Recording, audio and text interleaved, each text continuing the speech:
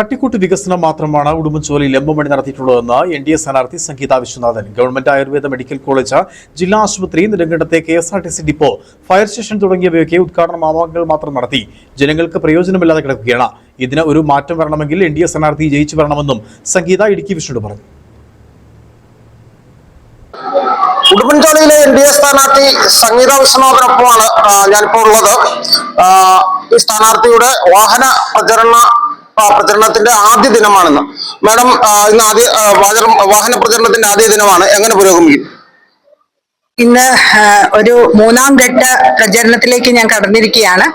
ഇന്ന് കല്ലാർ മേഖലയിലാണ് ഇപ്പോൾ ഞാൻ നിൽക്കുന്നത്. ഇവിടെ നല്ല ഒരു റെസ്പോൺസ് തന്നെയാണ് ഇവിടുത്തെ പബ്ലിക്കിൽ നിന്ന് എനിക്ക് ലഭിക്കുന്നത്.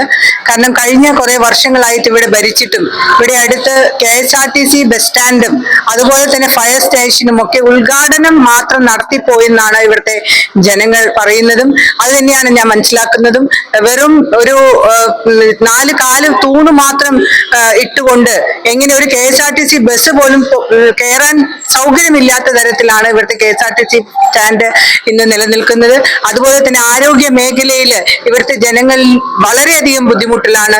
ശോചനീയാവസ്ഥ ചെന്ന് കണ്ടാൽ തന്നെ അറിയാം.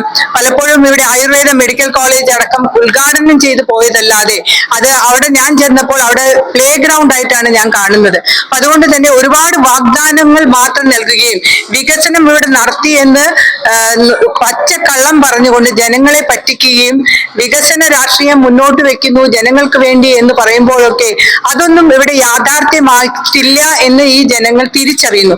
അതുകൊണ്ടാണ് ഇന്ന് ഞാൻ അവരോട് ഇടപഴകുമ്പോൾ വളരെ നല്ല റെസ്പോൺസ് ആയിട്ട് നമുക്ക് കിട്ടുന്നതും നാളെ എനിക്കൊരു അവസരം തരാം എന്ന് തന്നെയാണ് അവരെന്നോട് പറയുന്നത്.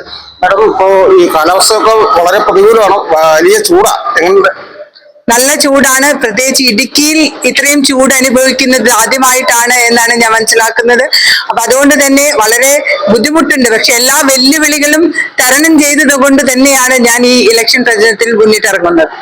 അതെ, അങ്ങനെ തന്നെയാണ്. നല്ല ചൂടൊക്കെയാണ്. പക്ഷെ അതിനെക്കാട്ടും വലിയ ചൂടാണ്, ആവേശമാണ് സ്ഥാനാർത്ഥിക്കും അതുപോലെ തന്നെ പ്രവർത്തകർക്കും ഉള്ളത്. ജോബിൻ ഘോഷിക്കൊപ്പം Aneesh P, Idukki vision news.